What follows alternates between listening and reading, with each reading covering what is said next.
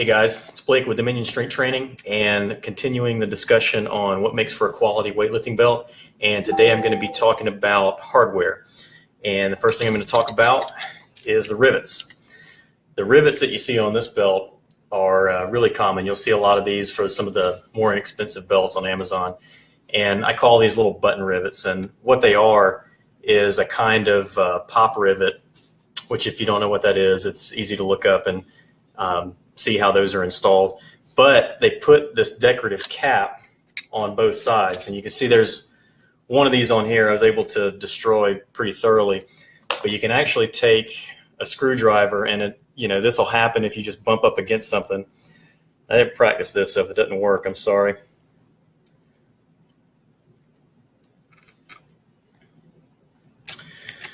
But you can see that the little cap right there, that'll pop off.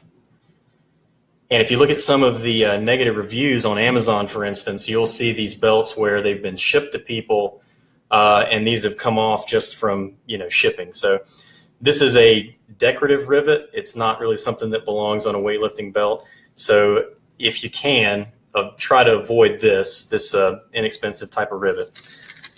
The next kind that I've seen, and this is really strange to me, are the ones that are actually screws. Okay, there's no reason that you would ever want to take this apart, but now you have the added liability that you're going to get to the gym and the screws on your belt are loose. So you'd have to go in and Loctite these or something like that. They're also way bigger than they need to be. It's easy for the belt when you're actually putting this on, feeding the end of the belt through the loop here. The end of the belt, the nose, can actually catch on these. So this is a silly type of rivet to have on a belt. Avoid these.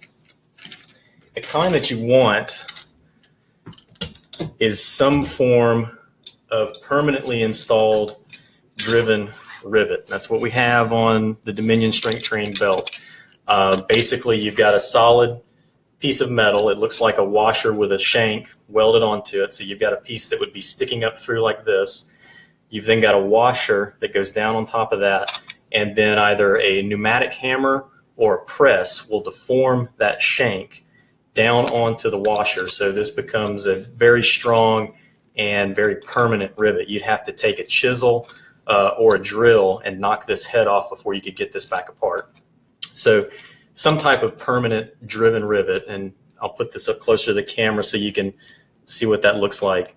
That's what you want to look for. That's what you want to get. Again, they're more expensive, but you want this to last you a long time. So we try to use the best quality components we can on our belts. The next thing is the roller. So the roller of the belt is this guy right here.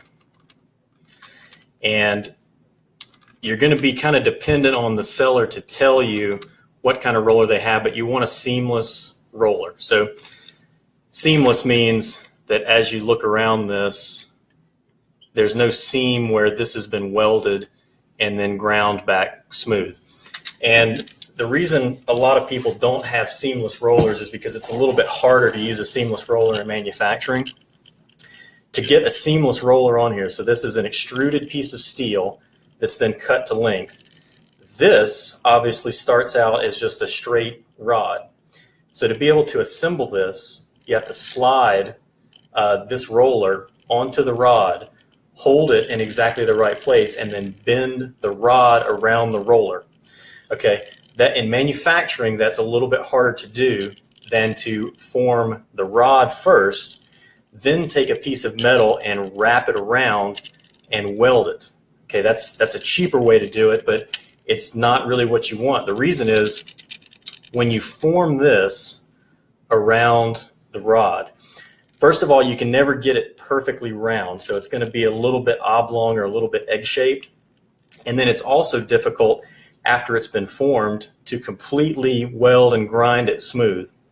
So what you're going to have is a roller that's not perfectly round, and it's also going to have an area where it can catch.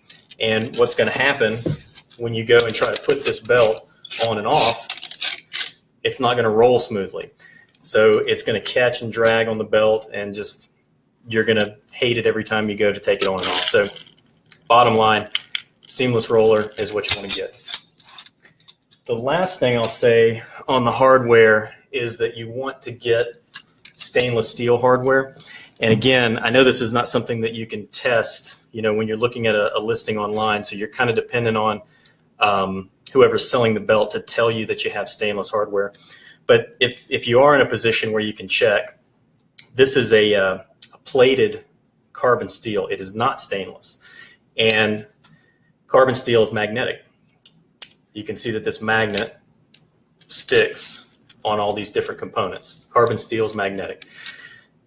This is not really what you want for a weightlifting belt. It's plenty strong. It's not a strength issue, but carbon steel will rust. Stainless steel, for the most part, will not. It's much, much more resistant to rusting.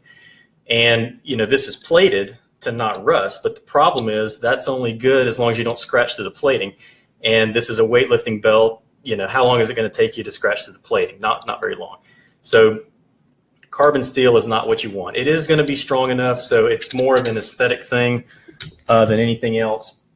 But if you want this belt to look nice for more than a few months, you want to get stainless steel. Our belts, these components are stainless steel. You can check with a magnet that on all these different components, it doesn't stick.